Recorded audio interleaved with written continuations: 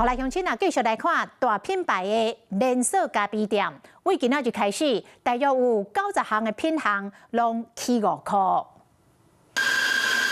在市上班，来一杯咖啡上会当提神。是讲连锁的咖啡品牌，拄过新年就宣布起价。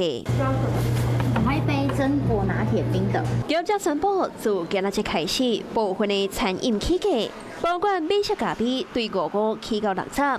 咖啡牛奶也为75起到80，红茶牛奶也起到70。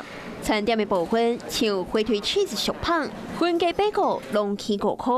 大概有90项的品项起价，大部分拢起5块，平均起5%。差5块其实差蛮多的，你便当可以多个卤蛋或什么之类的。去年的时候都还买路易莎，然后今年就全部转买可能全家的或 CT 咖啡的。我觉得物价涨，他们得涨，应该就是没有办法。它涨，然后品质没有一起涨的话，就不太 OK。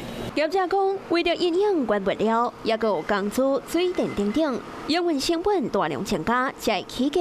业者同时也推出饮料加杯85%的优惠，想要将消费者留条例。基本上什么东西都会涨得蛮快的，比如说是平常便当就是100、110左右，然后目前都是130、140。对于食雪糕咖啡，有90项的餐点起价。新的一年，物价有关是贵33，民众想要省钱，算盘就要叠较精力。